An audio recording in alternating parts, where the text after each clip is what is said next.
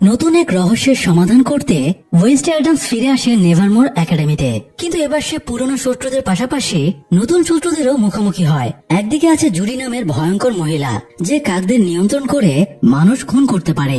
অন্যদিকে আছে স্লার্প নামের নৃশংস এক মনস্টার, যে মানুষের মগজ খেয়ে নিজেকে শক্তিশালী করে, যাকে মারা প্রায় অসম্ভব। পাশাপাশি ওয়েনসডের পুরনো শত্রু হাইডো জেল থেকে মুক্ত হয়ে গেছে এবং তার আঘাতে ওয়েনসডে এখন মৃত্যুশয্যায় পড়ে আছে। শেষ পর্যন্ত কি ওয়েনসডে স্বাভাবিক জীবনে ব্যাক করতে পারবে? জানতে হলে আসুন শুনে আসি ওয়েনসডে সিরিজের সিজন 2 এর সেকেন্ড পার্টের এক্সপ্লেনেশন। উইলো হিল পেনিটেনশিয়ারির সব ভিকটিমদের মুক্ত করে দেবার সময়ে ওয়েনসডে টাইলারের মুখোমুখি হয়ে যায়। ভয়ঙ্কর টাইলারকে টিচার থর্নহিল জেল থেকে মুক্ত করে দিয়েছিল। টাইলার যেহেতু ওয়েনসডের উপরে পুরনো শত্রুটা জেরে খেপেছিল, তাই সে ওয়েনসডেকে বিল্ডিং থেকে এক ঝাটকায় ফেলে দেয়। প্রচন্ড আঘাত পাওয়ার পরে ওয়েনসডে কোমায় আছে। তবে বেশ কিছুদিন কোমায় থাকার পরে ওয়েনসডে কল্পনায় জেগে ওঠে। কল্পনায় জেগে ওঠার পরে সে প্রিন্সিপাল লরিসা উইমসকে দেখতে পায়। প্রিন্সিপাল উইমস তো অলরেডি মরে গেছে, তাই ওয়েনসডে তাকে জিজ্ঞেস করে, আমি তো এখনো মরিনি, তাহলে আপনাকে কেন দেখতে পাচ্ছি? প্রিন্সিপাল উইমস জানায়, আজ থেকে আমার আত্মা তোমাকে গাইড করবে। ওয়েনসডে একটু কনফিউজড হয়, কারণ তাদের বংশ পরম্পরা কেউ যদি বিপদে পড়ে, তাহলে মৃত আত্মীয়দের ভেতর থেকে কারো আত্মা গাইড করার জন্য ফিরে আসে। আগেরবার যেমন গুডির আত্মা ফিরে এসে ওয়েনসডেকে গাইড করেছিল। তো উইমস জানায় সেও ওয়েনসডের দুঃসম্পর্কের আত্মীয়, তাই এবার সে ওয়েনসডেকে গাইড করার জন্য এসেছে। ওয়েনসডের উইমসের গাইডেন্স পছন্দ হচ্ছিল না। উইমস ওয়েনসডেকে তার ভুলগুলো ধরিয়ে দেয়, যেমন সে ইনিটকে নিয়ে একটা ভিশন দেখেছিল, তবুও সে ইনিটকে এখনো ভিশনের ব্যাপারে বলেনি। আর আহত হবার দিনে ওয়েনসডের জন্যই হাইড উইলো হিল থেকে পালিয়ে গিয়েছিল। উইমস বলে ওয়েনসডে না চাইলেও সে আজ থেকে তাকে গাইড করবে, আর এর জন্য এখন ওয়েনসডেকে কোমায় থেকে জেগে উঠতে হবে। অতঃপর উইমসের সাহায্যে ওয়েনসডে এক ঝটকায় কোমা থেকে জেগে ওঠে। এদিকে জুডি আবারও স্বাভাবিক জীবনে ফিরে এসেছে। তার রহস্য ওয়েনসডে ছাড়া আর কেউই জানতো না, তাই তাকে কেউ সন্দেহ করছে না। সে শেরিফের সাথে সংবাদ সম্মেলনে গিয়ে জানায় কিভাবে উইলো হিলে অ্যাটাক হয়েছে এবং কয়েদিরা পালিয়ে গিয়েছে। শেরিফ 3 জনের নামে রেড অ্যালার্ট জারি করে। একজন টাইলার, দ্বিতীয় জন ওয়েনসডের আঙ্কেল ফেস্টার, আর তৃতীয় জন হলো জন্ড। এই জন্ডই মূলত স্লার্প। স্লার্পের আসল নাম জন্ড, তবে এই 3 জনকে অফিসিয়ালি মিসিং দেখানো হয়েছে। এদের বাইরেও সেখানে সিক্রেট চেম্বারে জুডি গবেষণার জন্য কয়েকজন ভিকটিমকে বন্দী করে রেখেছিল। ওয়েনসডে এদেরকে সেদিন মুক্ত করে দিয়েছিল। তবে এদের ভেতরে 1938 নম্বরের একজন পেশেন্ট ছিল, যার জন্য জুডি খুব টেনশনে ছিল। সে একজন লোককে হায়ার করেছিল, যেভাবেই হোক সে যেন 1938 নম্বর পেশেন্টটাকে খুঁজে বের করে। যাই হোক, জুডির কাছে খবর পৌঁছে গিয়েছিল যে ওয়েনসডে কোমা থেকে জেগে উঠেছে, তাই সে সোজা হাসপাতালে গিয়ে ওয়েনসডের সাথে দেখা করে এবং তাকে তাচ্ছিল্য করে বলে, তুমি কখনই আমার মুখোশ খুলে দিতে পারবে না। তখন ওয়েনসডে জিজ্ঞেস করে 1938 নম্বর পেশেন্টটা কে, তাকে কেন তুমি এতটা সিকিউরিটির সাথে আটকে রেখেছিলে? ওয়েনসডের মুখে 1938 নম্বর পেশেন্টের কথা শুনে জুডির চেহারা শুকিয়ে যায়। ওয়েনসডে তাকে উল্টো থ্রেট দিয়ে বলে সে জুডির মুখোশ সবার সামনে অবশ্যই খুলে দেবে। এই বলে সে কেবিন থেকে বেরিয়ে আসে। কেবিনের বাইরে আসতেই একজন নার্স তাকে শুকনো ফুলের বুকি আর একটা চিরকুট দেয়। চিরকুটে লেখা ছিল, তুমি এবং ইনিট আজ রাতে মরবে।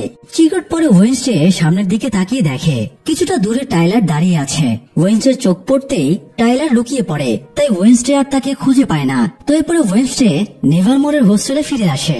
ইনিট ওয়েনসডেকে সুস্থ হয়ে ফিরতে দেখে খুবই খুশি হয়। এই সময় ওয়েনসডে প্রিন্সিপাল উইমসকেও এখানে দেখে বিরক্ত হয়ে জিজ্ঞেস করে, আপনি এখানে কি করছেন? ওয়েনসডে কার সাথে কথা বলছে এটা ভেবে ইনিট একটু অবাক হয়, কারণ ওয়েনসডে প্রিন্সিপাল উইমসকে দেখতে পেলেও ইনিট তাকে দেখতে পাচ্ছিল না। তাই ইনিট ভাবছিল ওয়েনসডে একা একাই কথা বলছে। তো কথাবার্তার এক পর্যায়ে ইনিট আর ওয়েনসডের মধ্যে একটু মন কষাকষি হয়ে যায়, কারণ ওয়েনসডে ইনিটকে প্রোটেক্ট করতে চাইছিল আর ইনিট স্বাধীনভাবে চলতে চাইছিল। তাই তর্কাতর্কি করে ইনিট বাইরে বেরিয়ে যায়। এরপরে ওয়েনসডে রুম থেকে বেরিয়ে স্কুল ক্যাম্পাসে আসে। সেখানে বর্তমান প্রিন্সিপাল ব্যারি ডট আউটকাস্টের আজকের প্রোগ্রামের ব্যাপারে নির্দেশনা দেয়। প্রিন্সিপাল ডটকে দেখে উইমস বিরক্ত হয়ে ওয়েনসডেকে জিজ্ঞেস করে, এই জোকারটা আবার কে? ওয়েনসডে জানায়, উনি আমাদের নতুন প্রিন্সিপাল, আপনার পজিশনে উনি এসেছেন। এটা শুনে উইমস একটু মর্মাহত হয়ে বলে, স্কুলটা বাংলাদেশের মন্ত্রিসভার মতো হয়ে গেল, গুরুত্বপূর্ণ পদগুলোতে জোকার বসে আছে। যাই হোক, ওয়েনসডে প্রিন্সিপাল ডটকে আজকের প্রোগ্রামটা বাতিল করতে বলে, কারণ টাইলার মুক্ত হয়ে গেছে। সে হাইডের রূপান্তর হয়ে যে কোনো অঘটন ঘটিয়ে দিতে পারে। তবে প্রিন্সিপাল ডট ওয়েনসডের কথাকে পাত্তা না দিয়ে বলে, এখানে যারা আছে সবাই আউটকাস্ট, প্রত্যেকেরই স্পেশাল পাওয়ার আছে, তাই হাইড আক্রমণ করতে এলে এরা সবাই মিলে তাকে প্রতিহত করবে। এই বলে প্রিন্সিপাল ডট চলে যায়। এদিকে জুডির হায়ার করা লোক পেশেন্ট 1938 খুঁজে বেড়াচ্ছিল। তখন সে একটা বেসমেন্ট থেকে আওয়াজ শুনে সেদিকে এগিয়ে যায়। বেসমেন্টটা পানিতে ভরে ছিল। প্রথমে পানির ভেতরে নড়াচড়া দেখে সে ওটাকে গুলি চালায়, কিন্তু একটু পরে সে বুঝতে পারে এটা একটা ডামি। ঠিক এই সময় পানির নিচ থেকে হাইড উঠে আসে এবং লোকটাকে মেরে ফেলে চলে যায়। এই সময় কাছাকাছি স্লার্পও শিকারের সন্ধানে ঘুরে বেড়াচ্ছিল। মানুষের গন্ধ পেয়ে সে বেসমেন্টে ঢুকে লাশটা পড়ে থাকতে দেখে সেটার মগজ খেয়ে নেয় এবং আরো বেশি শক্তিশালী হয়ে ওঠে। স্লার্প যত বেশি ব্রেন খাচ্ছিল তত বেশি মানুষের মতো ইন্টেলিজেন্ট হয়ে উঠছিল। মগজ খাওয়া শেষে সে পানির ওপরে একটা ফটোগ্রাফ ভাসতে দেখে। এটা মূলত 1938 নম্বর পেশেন্টের। জুডি যাকে খোঁজার জন্য এই লোকটাকে পাঠিয়েছিল। যাই হোক, অন্যদিকে ওয়েন্সডে হোস্টেল রুমে বসে থর্নহিলের নোটটা পড়ছিল। এই সময় ওয়েন্সডের সাথে দেখা করতে তার মা মর্তেসিয়া আসে। মর্তেসিয়ার ভিশনের পাশাপাশি সেন্সও মারাত্মক পাওয়ারফুল ছিল, তাই সে রুমে আসার পরে বুঝতে পারে এখানে উইমসের আত্মাও আছে। উইমস থর্নহিলের নোটটা ওয়েন্সডের কাছ থেকে সরিয়ে মর্তেসিয়ার দিকে সরিয়ে দেয়। মর্তেসিয়া একটা পৃষ্ঠা পড়ে বলে এটা অর্গানিক কেমিস্ট্রির কোনো ফর্মুলা। আর নোটবুকটা যেহেতু থর্নহিলের, তার মানে এখানে টাইলার বা হাইডকে নিয়ন্ত্রণের ব্যাপারে কিছু লেখা আছে। মর্তেসিয়া ওয়েন্সডেকে সতর্ক করে দেয় সে যেন হাইড মনস্টারের সাথে কোনোভাবে পাঙ্গা না নেয়, কিন্তু ওয়েন্সডে স্পষ্টভাবে জানিয়ে দেয় সে হাইডের ওপরে প্রতিশোধ নিয়েই ছাড়বে। এই বলে সে উঠে চলে যায়। এদিকে স্লার্প মিসিং হওয়ার পর থেকে পাক্সলি খুব আপসেট হয়েছিল, তাই তার বাবা গোমেজ পাক্সলির মন ভালো করতে তাকে নিয়ে স্লার্পকে খুঁজতে বের হয়। স্লার্পকে খুঁজতে খুঁজতে তারা পিলগ্রিম ওয়ার্ল্ডে পৌঁছে যায়। সেখানে নর্মিদের অনুষ্ঠান হচ্ছিল আর স্লার্প ওদের ভেতরে মিশে গিয়েছিল। হঠাৎ একজন লোকের সাথে ধাক্কা লাগায় লোকটা স্লার্পকে ঝাড়ি মারে। এতে স্লার্প খেপে যায় এবং লোকটাকে মেরে তার মগজ খেতে শুরু করে। এই দৃশ্য দেখে সব নর্মিরা হট্টগোল করে পালিয়ে যায় এবং পুলিশকে ফোন করে। পরিস্থিতি দেখে পাক্সলি বুঝতে পারে স্লার্প এখানেই আছে, তাই সে ভেতরে চলে যায় এবং এক পর্যায়ে স্লার্পের মুখোমুখি হয়। সে প্রথমে নিজের ইলেকট্রিক শক পাওয়ার দিয়ে স্লার্পকে আঘাত করে, তবে স্লার্প পাল্টা আক্রমণ না করে পাক্সলিকে বলে তুমি আমাকে জীবিত করেছিলে, তাই এই দুনিয়ায় শুধু তুমিই আমার বন্ধু, তাই প্লিজ আমাকে বাঁচাও। স্লার্পকে কথা বলতে দেখে পাক্সলির মন ভালো হয়ে যায়। অনেকগুলো মানুষের মগজ খাওয়ার পরে পাক্সলি অবশেষে কথা বলা রপ্ত করে ফেলেছে। পাক্সলির বিস্ময় কাটতে না কাটতেই ততক্ষণে পুলিশ চলে এসেছিল এবং বাইরে থেকে সব ঘিরে ফেলেছিল। আর পাক্সলি তো এমনিতেও স্লার্পকে বাঁচাতে চায়, তাই সে কৌশলে স্লার্পকে বাইরে সেফলি পালিয়ে যাবার সুযোগ করে দেয় এবং পুলিশকে জানায় পশ্চিম দিকে ফিরে কইতাছি, এখানে কেউ নাই। এভাবে সে এই যাত্রায় স্লার্পকে বাঁচিয়ে নেয়। এদিকে ইনিড নাইটশেড সোসাইটির সবাইকে ডেকে মিটিং করে যাতে হাইডকে আজ রাতের প্রতিহত করা যায়। তবে অ্যাগনেসের মাধ্যমে ওয়েন্সডে এই খবরটা পেয়ে গিয়েছিল, তাই সেও মিটিং এ যায় এবং সবাইকে একসাথে নিয়ে হাইডকে প্রতিহত করার প্ল্যান করে। এরপরে ওয়েন্সডে ফিরে এসে থর্নহিলের কেমিস্ট্রি ফর্মুলা অনুযায়ী ড্রাগ বানাতে শুরু করে যাতে এটা দিয়ে সে হাইডকে কন্ট্রোল করতে পারে। তবে উইমস ওয়েন্সডেকে বারবার নিষেধ করে, কারণ হাইড এখন নিয়ন্ত্রণের ঊর্ধ্বে চলে গেছে। সে এতটাই স্বাধীন হয়ে গেছে যে নিজের মাস্টার থর্নহিলকেও খুন করে ফেলেছে। নর্মালি হাইড তার মাস্টারের প্রতি প্রচন্ড অনুগত থাকে, মাস্টারের নির্দেশ কখনো অমান্য করে না, অথচ সেই স্বাভাবিক নিয়ম ভেঙে টাইলার তার মাস্টারকে খুন করেছে।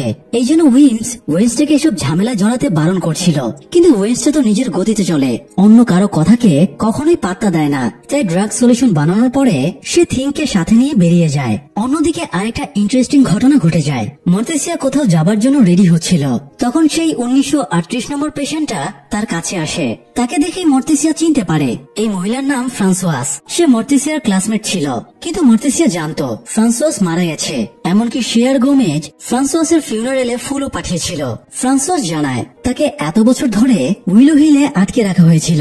ফ্রান্সোয়াস টেবিলের ওপরে ওয়েন্সডের ফটো দেখে মর্তেসিয়াকে জিজ্ঞেস করে এটা কি তোমার মেয়ে?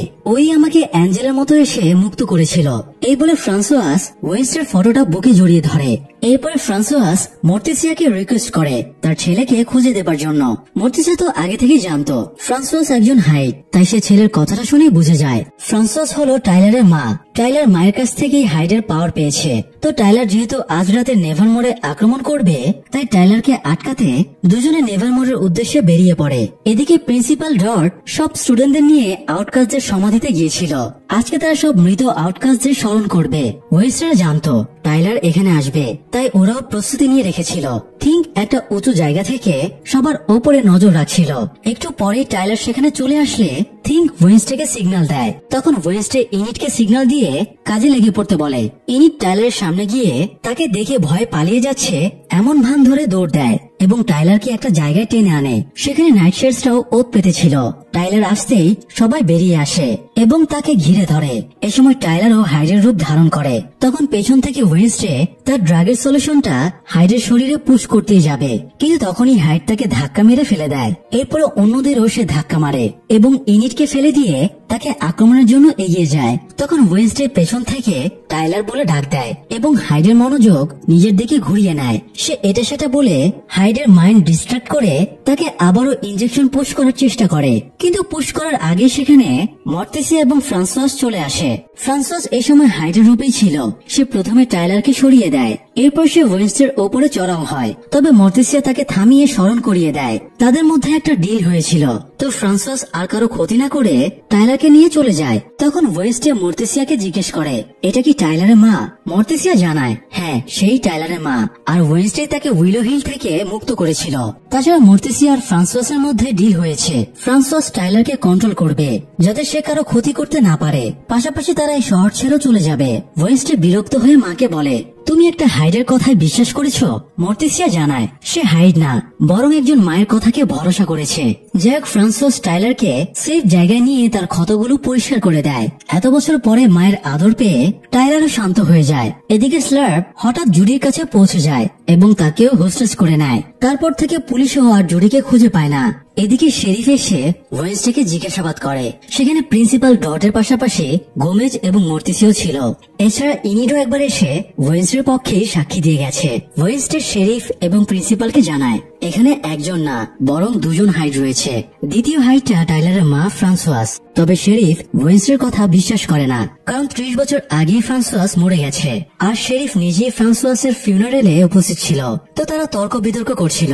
এই সময় উইমস ওয়েনসডেকে ইশারায় ডাক দিয়ে অন্য ঘরে নিয়ে আসে। উইমস ওয়েনসডেকে বলে এখন দুজন হাইড মুক্ত অবস্থায় আছে, তাই এটা নেভারমোরের জন্য বিপজ্জনক। এছাড়া ইনিটের জন্য এটা আরো বেশি বিপজ্জনক। তাছাড়া উইমস ওয়েনসডেকে বলে ওয়েনসডের সাইকিক পাওয়ার চলে যাবার পেছনে সে নিজেই দায়ী। উইমস লজিক দেখায় ওয়েনসডে তাদের বংশ পরম্পরায় এই পাওয়ার পেয়েছিল। এই পাওয়ারটা তাদের এক জেনারেশন থেকে অন্য জেনারেশনে কানেক্টেড হয়ে থাকে। তো ওয়েনসডে আর তার মা মর্তেসিয়ার মধ্যে মতবিরোধ চলছে। বলা চলে ওয়েনসডে তার মায়ের কাছ থেকে মেন্টালি অনেক দূরে সরে এসেছে, এই জন্য ওয়েনসডের সাইকিক পাওয়ারও হারিয়ে গেছে। ওয়েনসডে যদি আবারও মায়ের সাথে সম্পর্ক স্বাভাবিক করে নেয় তাহলে তার পাওয়ারও ফিরে আসবে। ওয়েনসডে উইমসের কথাকে একদমই পাত্তা দেয় না। মা তাকে সবসময় কন্ট্রোলে রাখতে চায়, এই জন্যই তার মায়ের সাথে মিল মহব্বত হয় না। দুজনে এই ব্যাপারে তর্ক বিতর্ক করছিল। এ সময় সেখানে প্রফেসর ওরলফ চলে আসে এবং ওয়েনসডেকে জিজ্ঞেস করে সে কার সাথে কথা বলছে। ওয়েনসডে সেই প্রশ্নের উত্তর না দিয়ে জিজ্ঞেস করে ফ্রান্সোয়াস নামের কেউ কি কখনো আপনার স্টুডেন্ট ছিল? প্রফেসর ওরলফ ফ্রান্সোয়াসের নামটা শুনেই চিনে ফেলে এবং বলে ওই সময় তাকে সবাই ফ্রান্সোয়াস নাইট নামে চিনত। ফ্রান্সোয়াসের একটা ভাইও ছিল, তার নাম আইজ্যাক। সে আইজ্যাকের মতো ব্রিলিয়ান্ট সায়েন্টিস্ট আজ পর্যন্ত দেখেনি।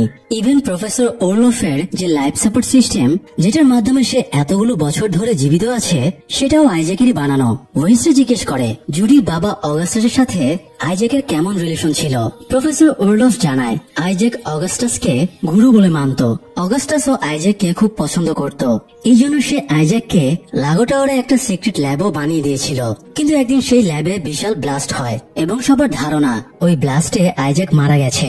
অনেকের ধারণা আইজ্যাকের বডিটা স্কাল ট্রির নিচে দাফন করা আছে, অর্থাৎ পাক্সলি স্কাল ট্রির নিচ থেকে যাকে বের করেছিল এবং এতক্ষণ যাকে আমরা স্লার্প বলে জানতাম, সেই হলো ফ্রান্সোয়াসের ভাই আইজ্যাক। তো ওয়েনসডে জানতো পাক্সলি স্কাল ট্রির নিচ থেকে ওই জম্বি মনস্টারকে মুক্ত করেছিল। তাই সে সোজা পাক্সলির কাছে গিয়ে জিজ্ঞেস করে সে লাস্ট কবে জম্বিটাকে দেখেছে। পাক্সলি জানায় সে লাস্ট পিলগ্রিম ওয়ার্ল্ডে স্লার্পকে দেখেছিল। তখন ওয়েনসডে জানায় স্লার্পের আসল নাম আইজ্যাক, সে ফ্রান্সোয়াসের ভাই এবং টাইলারের মামা। পাক্সলি ওয়েনসডেকে একটা ফটো দিয়ে বলে স্লার্প মানে আইজ্যাক চলে যাবার আগে তার কাছে এই ফটোটা ছিল। ওয়েনসডে হাতে নিয়ে দেখে এটা ফ্রান্সোয়াসের ফটো, অর্থাৎ আইজ্যাক এখন তার বোনকে খুঁজে বেড়াচ্ছে। তার মানে যদি ফ্রান্সোয়াসের খোঁজ পাওয়া যায় তাহলে আইজ্যাককেও ধরা যাবে। তো এরপরে ওয়েনসডে তার নানির কাছে যায় এবং ফ্রান্সোয়াসের ফটো দেখিয়ে তাকে খুঁজে বের করে দেবার জন্য অনুরোধ করে। এরপরে ওয়েনসডে বলে সে তার সাইকিক পাওয়ার ফিরে পেতে চায়। নানি জানায় সাইকিক পাওয়ার ফিরে পাবার উপায় গুডির বইতে লেখা ছিল, তবে ওয়েনসডের মা সেটা আগুনে পুড়িয়ে ফেলেছে। তবু ওয়েনসডে জিজ্ঞেস করে আর কোনো উপায় আছে কিনা। নানি জানায় সে যখন নেভারমোরে পড়াশোনা করত তখন সেখানে প্রফেসর রোজালিন রোটউড নামের একজন ছিল। রোটউড ওয়েনসডের মতো একজন রেভেন ছিল, আর তার সাইকিক পাওয়ার ছিল অন্য লেভেলের। রোটউড মরার পরে তাকে নেভারমোরের কবরস্থানেই দাফন করা হয়েছে, আর তার কবরটা এখনো ডার্ক এনার্জিকে অ্যাবজর্ব করে রেখেছে। তাই কোনো রেভেন যদি তার কবরে গিয়ে শক্তি প্রার্থনা করে তাহলে কিছু সময়ের জন্য সে সাইকিক পাওয়ার পেয়ে যাবে। তো ওয়েনসডে অল্প সময়ের জন্য হলেও নিজের সাইকিক ক্ষমতা ফিরে পাওয়ার উপায় জানতে পেরে খুব খুশি হয়। রাতে ওয়েনসডেকে বের হতে দেখে ইনিট তাকে আটকায়, কারণ তাদের একটা প্রোগ্রাম আছে। কিন্তু ওয়েনসডে তাকে জানায় সে কবরস্থানে যাচ্ছে। এই বলে সে বেরিয়ে যায়। এরপরে রটউডের কবরের সামনে গিয়ে সে এপিটাপে হাত রেখে প্রার্থনা করতেই রটউডের আত্মা তার সামনে চলে আসে। রটউড ওয়েনসডেকে জিজ্ঞেস করে সে এখানে কেন এসেছে।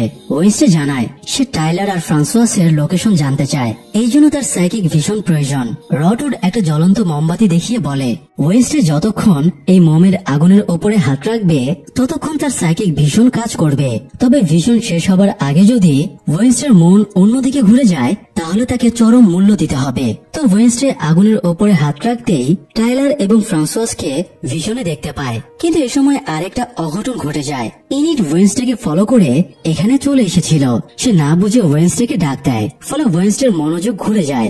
রটউড যেহেতু আগে ওয়েনসডেকে এই ব্যাপারে সতর্ক করেছিল, তাই ডার্ক এনার্জির বিরূপ প্রতিক্রিয়া ঘটে এবং ওয়েনসডে আর ইনিট অজ্ঞান হয়ে যায়। পাশাপাশি শাস্তি হিসেবে ওয়েনসডে আর ইনিটের আত্মা বদল হয়ে যায়, মানে ইনিটের দেহে ওয়েনসডের আত্মা চলে যায় আর ওয়েনসডের দেহে ইনিটের আত্মা চলে আসে। সকালে জ্ঞান ফিরতেই দুজনে নিজেদেরকে হোস্টেলে আবিষ্কার করে, আর দুজনের এই পরিস্থিতি দেখে দুজনেই চমকে ওঠে। বিশেষ করে ইনিট আতঙ্কে অস্থির হয়ে যায়। উইমসের আত্মা ওয়েনসডেকে তাদের এই দুর্দশার কারণটা জানায়। ওয়েনসডে ইনিটকে বলে আপাতত আমার রূপ ধরে এখানেই থাকবে আর যথাসম্ভব অন্যদের কাছ থেকে দূরে থাকবে। বিশেষ করে আমার মা যেন কোনোভাবে জানতে না পারে আমার দেহে তোমার আত্মা আছে। এই বলে ওয়েনসডে বেরিয়ে আবারও কবরস্থানে চলে যায় এবং রটউডের এপিটাপে হাত রেখে আগের অবস্থায় ফেরত যাবার চেষ্টা করে, কিন্তু এতে কোনো কাজ হয় না। এ সময় উইমসের আত্মা তার পেছনে এসে দাঁড়ায় এবং বলে অতীতে দুজন তোমার মতো রটউডের কবরে এসে ডার্ক এনার্জির হেল্প নিয়েছিল। ওরা দুজনেই 24 ঘন্টার ভেতরে মারা গিয়েছিল। তাই আমার মনে হচ্ছে তুমি তো নিজে মরবেই, পাশাপাশি তোমার জন্য বেচারা ইনিটকেও মরতে হবে। অর্থাৎ ওয়েনসডে যে তার ভিশনে ইনিটকে মরতে দেখেছিল সেই ভিশনটা এবার হয়তো সত্যি হয়ে যাবে। কথাটা শুনে ওয়েনসডে বেশ বিচলিত হয়ে পড়ে। যাই হোক, এদিকে টাইলার ঘুম ভেঙে দেখে তার মা তাকে বেঁধে রেখেছে। টাইলার অস্থির হয়ে উঠলে ফ্রান্সোয়াস বলে সে টাইলারের নতুন মাস্টার হয়ে তাকে কন্ট্রোল করবে। একজন মাস্টার পেলে টাইলারের হাইট সত্তাটা নিয়ন্ত্রণে থাকবে, কিন্তু টাইলার কারো নিয়ন্ত্রণে থাকতে চাইছিল না। তাই সে মায়ের সাথে উচ্চ স্বরে কথা বলে উঠলে মা তাকে থাপ্পড় মেরে বলে আর কখনো আমার সাথে উঁচু গলায় কথা বলবি না। ফ্রান্সোয়াস একটু হাইপার হয়ে যাওয়ায় তার কাশি ওঠে এবং কাশির সাথে রক্ত বের হয়। তবে সে টাইলারের কাছ থেকে কাশির সাথে রক্ত আসার ব্যাপারটা লুকিয়ে রাখে। কিছুক্ষণ পরে সে নাস্তা বানিয়ে টাইলারকে খেতে দেয়। এই সময় তাদের দরজায় কারো নকের আওয়াজ পেয়ে দুজনেই ঘাবড়ে যায়, কারণ এটা অত্যন্ত সিক্রেট একটা জায়গা যেটার ব্যাপারে বাইরের কারো জানার কথা না। কয়েক মুহূর্ত পরে দরজার লক খুলে আইজ্যাক প্রবেশ করে। আইজ্যাক লাস্ট জুডির মগজ খাওয়ার পরে মোটামুটি মানুষের অভাব পেয়ে গিয়েছে। আইজ্যাককে দেখে ফ্রান্সোয়াস নিজের চোখকে বিশ্বাসই করতে পারছিল না। মৃত মানুষকে এত বছর পর দেখে বিস্মিত হওয়াটাই স্বাভাবিক। তবে আইজ্যাকের সাথে কথা বলে ফ্রান্সোয়াসের ভুল ভেঙে যায় এবং তাকে জড়িয়ে ধরে। সে টাইলারের সাথেও আইজ্যাককে পরিচয় করিয়ে দেয়। এ সময় আবারও ফ্রান্সোয়াসের কাশি ওঠে এবং কাশির সাথে রক্ত বের হয়। টাইলার ঘাবড়ে গিয়ে এই ব্যাপারে জিজ্ঞেস করলে ফ্রান্সোয়াস জানায় তাদের হাইটদের আয়ু বেশি দিন থাকে না, এটা তার মৃত্যুর লক্ষণ। আইজ্যাক বলে সে আউটকাস্টদের পাওয়ার নষ্ট করে তাদের স্বাভাবিক জীবন দেবার জন্য একটা মেশিন আবিষ্কার করেছিল। সেই মেশিনটা যদি এখনো থাকতো তাহলে সে ফ্রান্সোয়াসকে বাঁচিয়ে তুলতে পারত।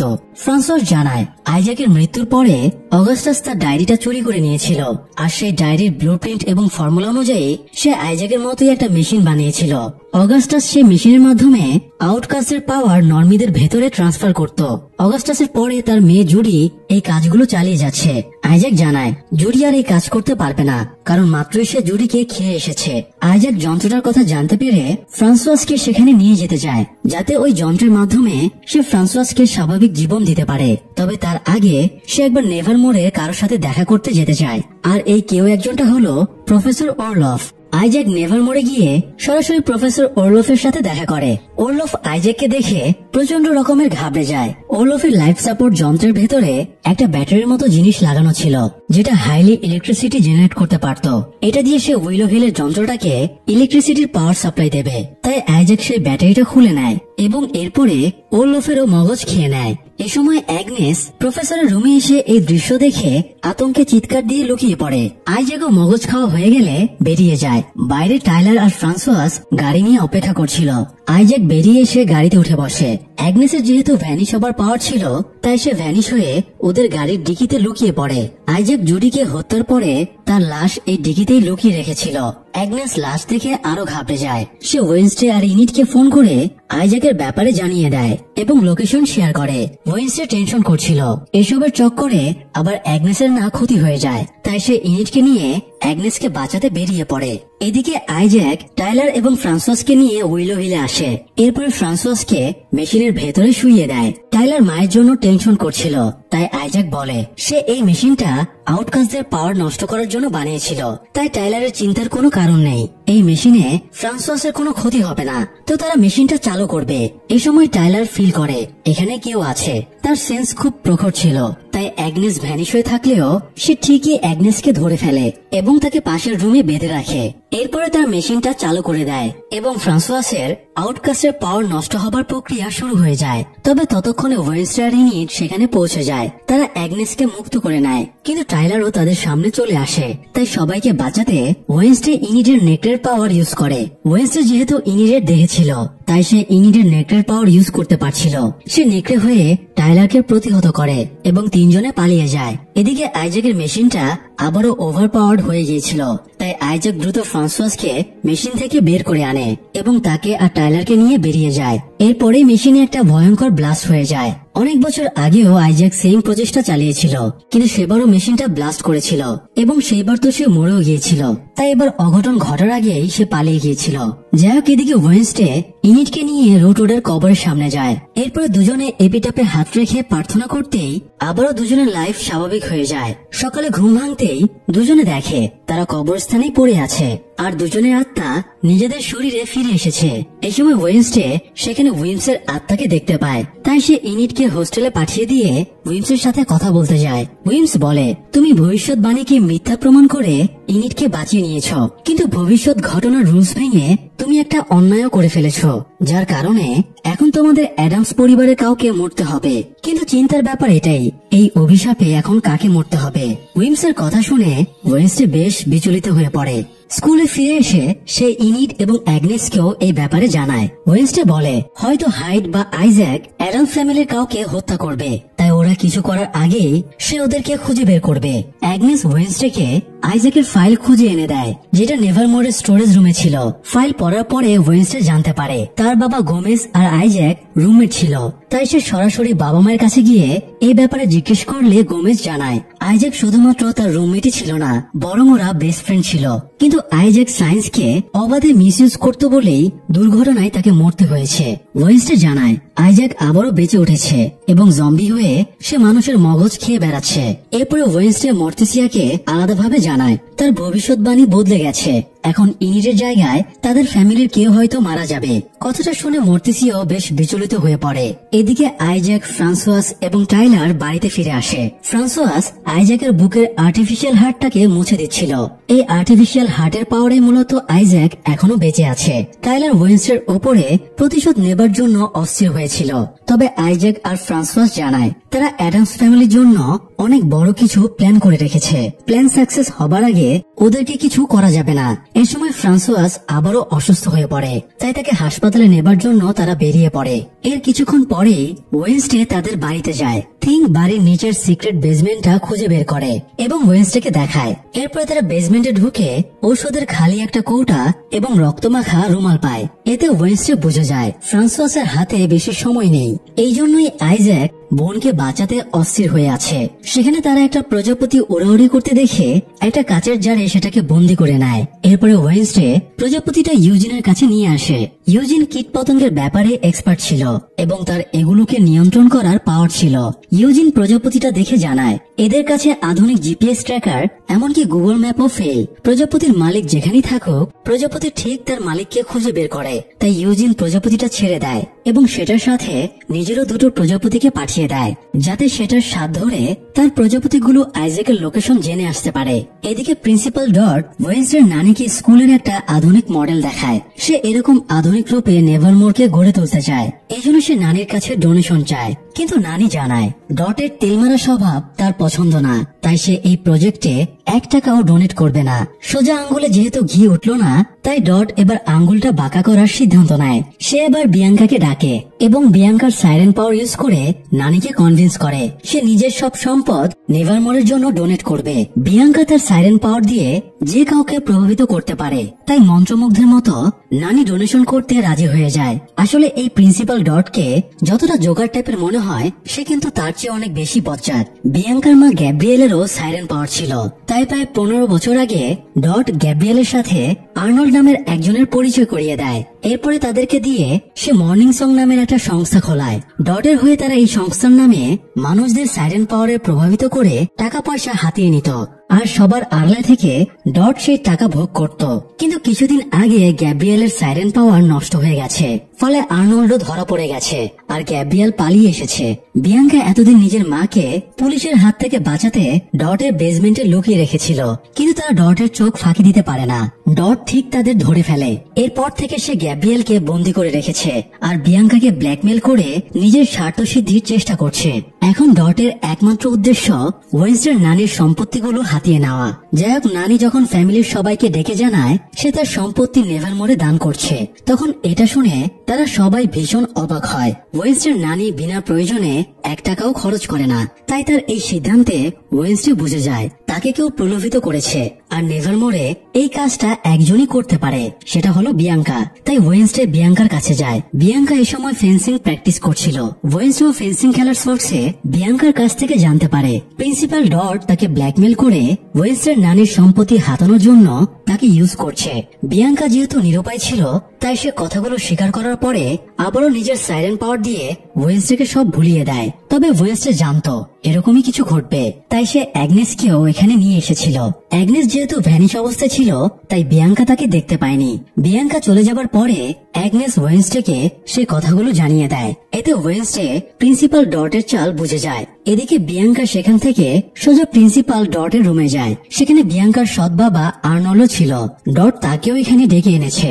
বিয়াঙ্কা যেহেতু ডটের কাজ করে দিয়েছে, তাই ডট আর্নল্ড এবং বিয়াঙ্কার মা গ্যাব্রিয়েলকে মুক্ত করে দিতে চায়, কিন্তু আর্নল্ড হঠাৎ তার ভাগের টাকা দাবি করে। এতে ডট আপসেট হয়ে যায় এবং তার পাওয়ার ইউজ করে আর্নল্ডকে পুড়িয়ে ভস্ম করে দেয়। এই দৃশ্য দেখে বিয়াঙ্কা প্রচন্ড ঘাবড়ে যায় এবং বুঝতে পারে ডট কতটা সাংঘাতিক লোক। যাই হোক, সেদিন রাতে স্কুলে গালা প্রোগ্রাম ছিল। খুব জাঁকজমকের সাথে অনুষ্ঠান পালন করা হচ্ছিল। আজকের অনুষ্ঠানেই ওয়েনসডের নানি ডোনেশনের ঘোষণা দেবার কথা, তবে ওয়েনসডে ব্যাকআপ প্ল্যান করে রেখেছিল। সবাই যখন গালা অনুষ্ঠানে উপস্থিত ছিল, ওয়েনসডে তখন এজেক্সকে দিয়ে বিয়াঙ্কার মাকে ডটের বন্দিশালা থেকে উদ্ধার করে। ডটের কাছে একটা স্পেশাল তাবিজ ছিল। এই তাবিজের কারণে তার উপরে সাইরেন পাওয়ার কাজ করত না, ফলে তাকে কেউই প্রভাবিত করতে পারত না। এই জন্য ওয়েনসডে ডটের কাছ থেকে তাবিজটা হাতানোর একটা প্ল্যান করে। সে ইনিটকে নাচার জন্য স্টেজে পাঠায়। ইনিট যখন নাচছিল, তখন সবাই মুগ্ধ হয়ে নাচ এনজয় করছিল। ডটও খুব উৎসুক হয়ে নাচ দেখছিল, ফলে তার মন পুরোপুরি নাচের দিকে নিবন্ধ ছিল। তাই সেই সুযোগে অ্যাগনেস ডটের তাবিজটা চুরি করে ওয়েনসডেকে দিয়ে দেয়। এরপরে আসল খেলা শুরু হয়। নাচ শেষে বিয়াঙ্কা ডটকে স্টেজে বক্তৃতা দিতে ডাকে, আর ডটের কাছে যেহেতু তাবিজ ছিল না, তাই বিয়াঙ্কা সাইরেন পাওয়ার দিয়ে ডটকে সম্মোহিত করে এবং সব সত্যি বলার জন্য প্রলোভিত করে। ডটও মন্ত্রমুগ্ধের মতো মতো সত্যিটা বলে দেয়। কিন্তু কথাগুলো বলার পরেই ডটের হুঁশ ফিরে আসে এবং বুঝতে পারে সে কি সাংঘাতিক ভুল করে ফেলেছে। তাই সে বিয়াঙ্কাকে হোস্টেস বানিয়ে নেয় এবং তার আগুনের পাওয়ার দিয়ে পুড়িয়ে দেবার ভয় দেখায়। তবে ডট সবাইকে ভয় দেখাতে উপরের দিকে আগুন ছড়ে, আর সেই আগুন উপরে থাকা ভারী ঝাড়বাতির ওপরে লাগে। এ সময় অ্যাজাক্স তার টুপিটা খুলে ফেলে এবং তার সাপের মতো চুলগুলো বেরিয়ে যায়। অ্যাজাক্সের চুলের দিকে কেউ তাকালে সে পাথর হয়ে যেত, তাই ডট ভুল করে অ্যাজাক্সের চুলের দিকে তাকাতেই সেও পাথর হয়ে যায়। এই সুযোগে বিয়াঙ্কাও তার কাছ থেকে পালিয়ে যায়। ততক্ষণে ডটের মাথার উপরের ঝাড়বাতিটা আগুনে পুড়ে ভেঙে সোজা ডটের মাথার উপরে পড়ে এবং সে ভেঙে টুকরো টুকরো হয়ে তার গল্পটাও এখানেই খতম হয়ে যায়। তো ডটকে সাহায্য করার পরে ওয়েনসডে পরিবারের সাথে কথা বলছিল। তখন ইউজিন ছুটে এসে জানায় সে আইজ্যাকের লোকেশন পেয়ে গেছে। আইজ্যাক এখন নেভারমোরের কবরস্থানে আছে।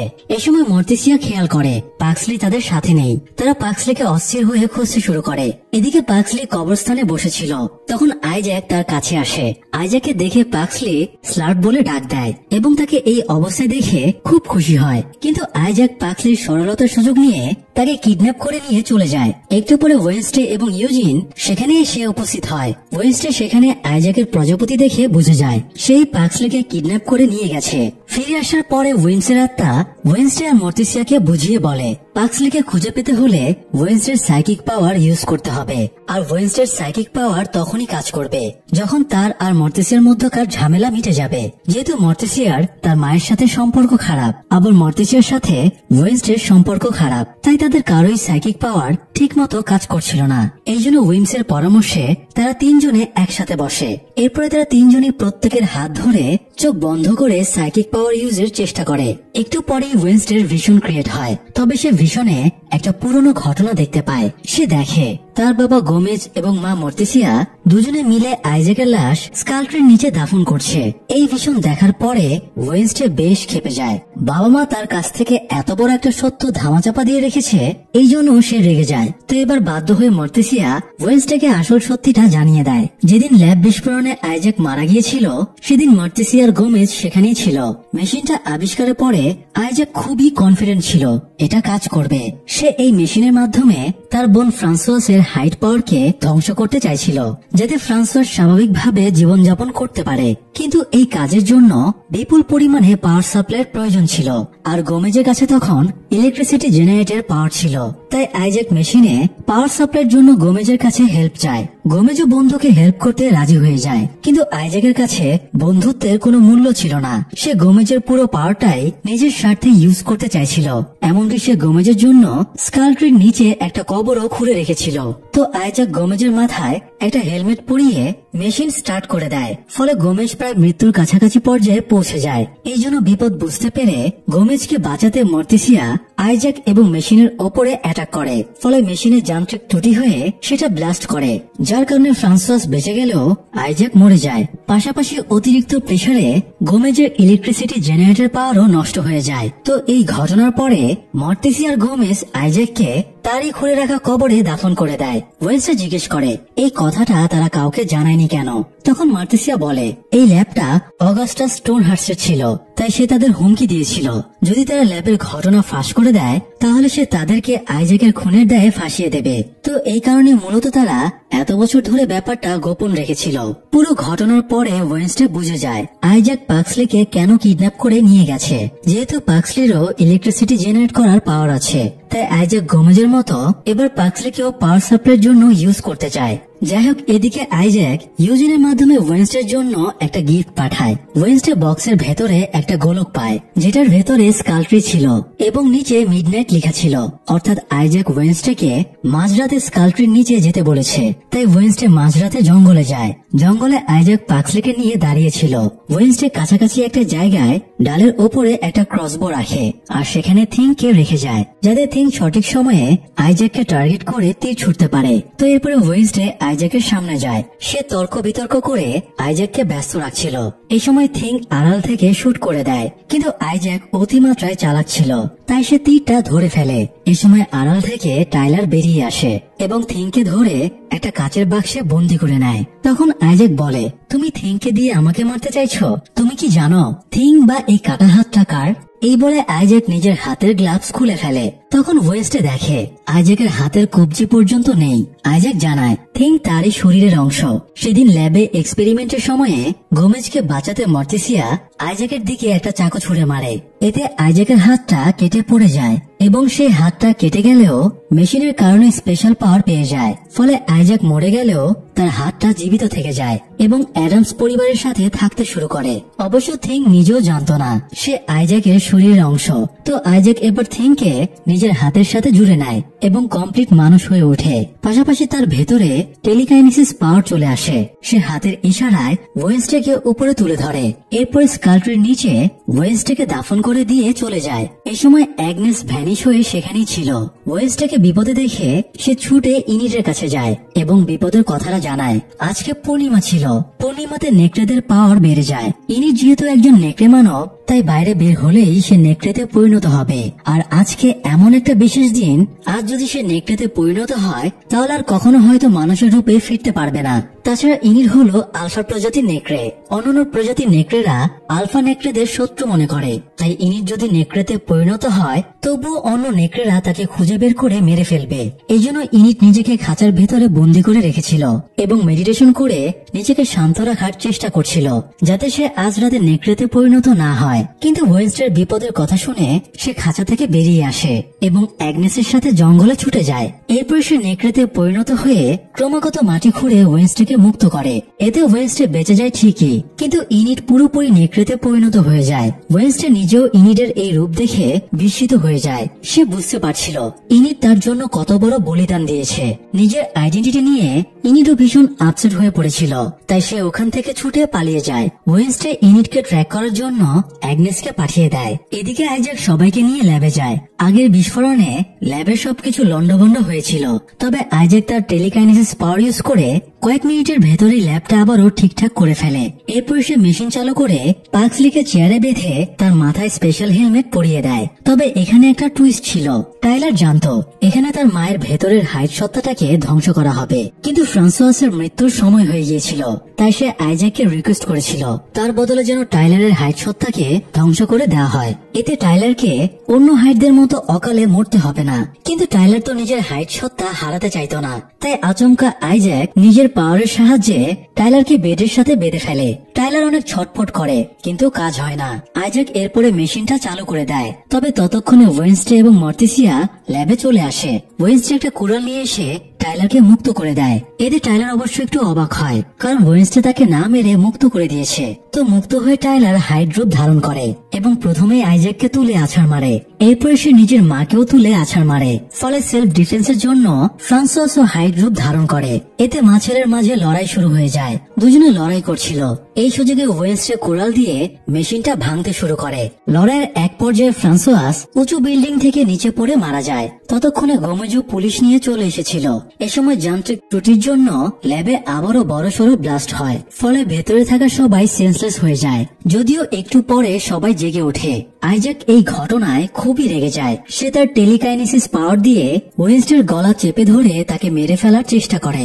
আইজ্যাকের পাওয়ারের কাছে তা একদমই দুর্বল ছিল, তাই কেউই ওয়েনসডেকে বাঁচাতে পারছিল না। তবে তারা থিং এর কাছে হেল্প চায়। থিং আইজ্যাকের হাতের সাথে জুড়ে ছিল, তাই থিং জেগে ওঠে। সে আইজ্যাকের কমান্ড অমান্য করে। আইজ্যাকের হাতের সাথে জুড়ে থাকার পরেও থিং তার বিরুদ্ধে চলে যায় এবং নিজের হাতের কাছেই আইজ্যাক মার খেতে থাকে।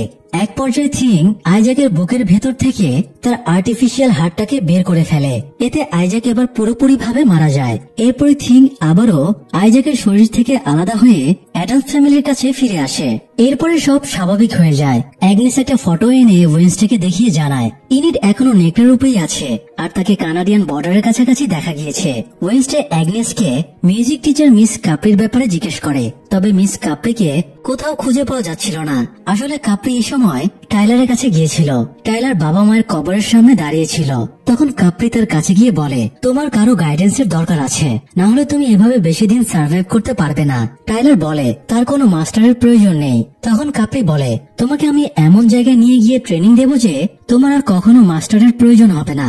এরপরে কাপ্রি জানায় ন্যাচারালি সে একজন নেকড়ের প্রজাতির, তবে তার বাবা একজন হাইট ছিল, তাই সে টাইলারকে হেল্প করতে পারবে।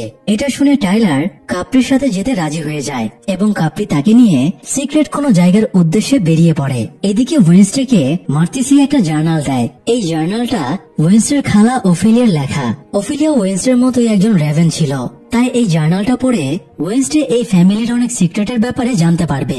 তো অবশেষে ওয়েনসডে আর তার মায়ের মধ্যে সম্পর্ক ভালো হয়ে যায়। তাই উইমসের আত্মা ওয়েনসডেকে বলে, মায়ের সাথে সম্পর্ক ভালো হওয়ায় তোমার সাইকিক পাওয়ার আবারও ব্যাক চলে আসবে, তাই তোমার আর আমার গাইডেন্সের প্রয়োজন নেই।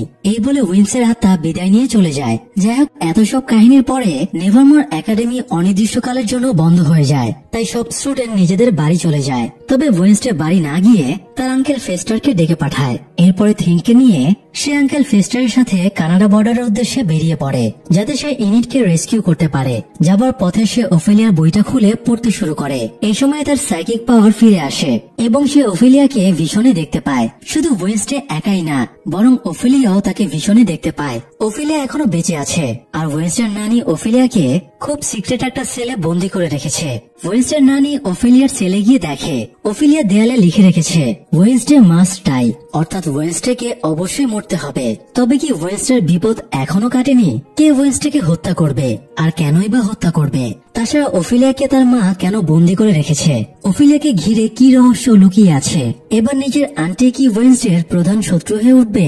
এসব প্রশ্নের উত্তর হয়তো আমরা ওয়েনসডের পরের সিজনে পেয়ে যাব।